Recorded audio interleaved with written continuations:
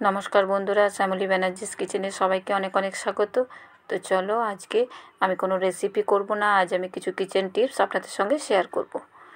তো প্রথম টিপস হচ্ছে আমার এভাবে, আমি বাজার থেকে যে আমরা টাটকা কুমড়ো নিয়ে চলে আসি, তো কুমড়োটা নিয়ে এসে হয়তো এভাবে রেখে দিই ফ্রিজে। তো কুমড়োটা যাতে অনেক দিন পর্যন্ত ভালো থাকে, সেটার জন্য আমাদের প্রথমে এভাবে একটা ছুরি নিয়ে নিয়েছি। ছুরির সাহায্যে মাঝের যে অংশটা আছে সেটাকে আমাকে এভাবে ছুরি দিয়ে ছাড়িয়ে নিতে হবে।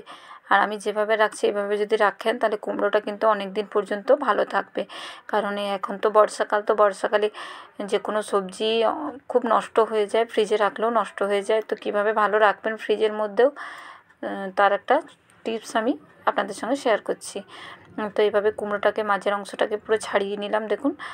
আর ভালো করে শুকনো কাপড় দিয়ে কিন্তু অবশ্যই মুছে নিতে হবে কুমড়োটাকে, যাতে যে এক্সট্রা জলটা থাকে গায়ে, জল ভাবটা, সেটা যাতে শুকনো শুকনো হয়ে যায়।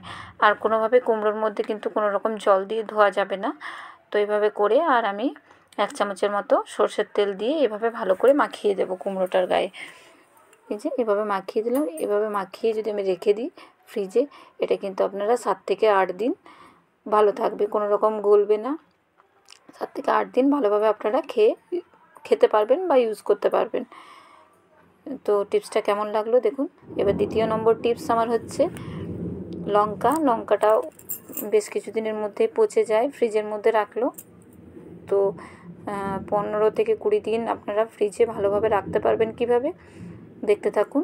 তো এইভাবে কিছুগুলোর আমি ডাঁটিটা ছাড়িয়ে নিয়েছি, আর বাকি লঙ্কাগুলোর ডাঁটিটা ছাড়িয়ে আমি আপনাদেরকে দেখিয়ে দিচ্ছি।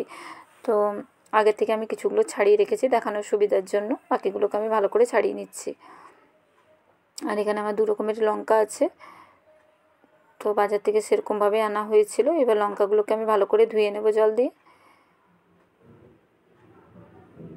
অবশ্য লঙ্কাগুলোকে ভালো করে ধুয়ে নিতে হবে। ধুয়ে নিয়েছি লঙ্কাগুলোকে। এবার ধুয়ে নিয়ে আপনারা যে কোনো জলের মধ্যে ভালো করে দিয়ে ধুয়ে নেবেন। এবার কিন্তু শুকনো কাপড় দিয়ে ভালো করে লঙ্কাগুলোকে মুছে নিতে হবে, যাতে লঙ্কার গায়ে এক ফোঁটাও জল না থাকে। বারে বারে ভালো করে মুছে নিতে হবে। এই কাজটা কিন্তু একটু সময় নিয়ে করতে হবে, কারণ লঙ্কার গায়ে যদি কোনো রকমের জল থাকে লঙ্কাগুলো কিন্তু বেশি দিন পর্যন্ত আমরা সংরক্ষণ করে রাখতে পারবো না। তাই এইভাবে ভালো করে শুকনো শুকনো করে মুছে নেবেন লঙ্কাগুলোকে।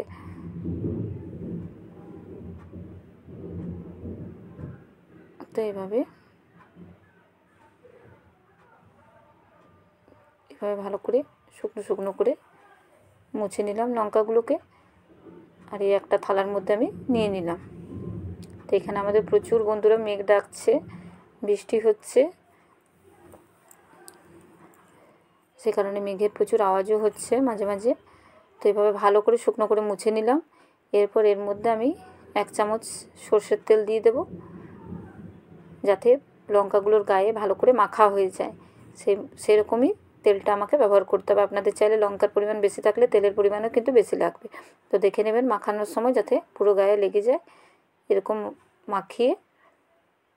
আর আপনারা চাইলে একটা কাগজের মধ্যে মুড়েও এটা রাখতে পারেন ফ্রিজের মধ্যে, মানে একটা কৌটোর মধ্যে ভরে সেটাও রাখতে পারেন, কিন্তু অনেক দিন পর্যন্ত ভালো থাকবে। তো আমি এইভাবেই রাখি, কাচের বাটির মধ্যে দিয়ে। এবার লঙ্কাগুলোকে ফ্রিজের মধ্যে আমি রেখে দেবো, অনেক দিন পর্যন্ত ভালো থাকবে।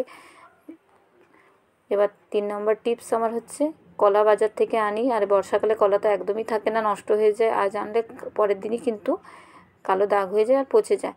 তো কলাগুলোকে কিভাবে আমরা বেশ কিছুদিন রেখে খেতে পারবো বা সংরক্ষণ করে রাখতে পারবো, তো এভাবে ভালো করে বাজার থেকে নিয়ে এসে কলাগুলো ধোবার প্রয়োজন নেই, শুকনো করে ভালো করে মুছে নিতে হবে। গায়ের যে এক্সট্রা জলটা আছে সেটা কিন্তু ভালো করে মুছে নিতে হবে।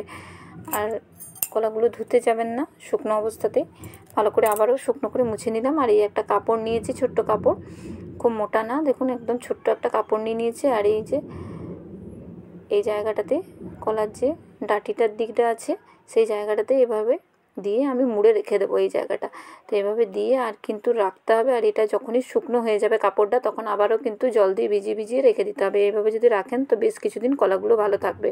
তো আমার টিপসগুলো কেমন আপনাদের লাগলো অবশ্যই কমেন্ট করে জানাতে ভুলবেন না। তো আজকের মতো এই পর্যন্ত বন্ধুরা, পরের আবারও একটা ভিডিওতে আপনাদের সঙ্গে দেখা হচ্ছে।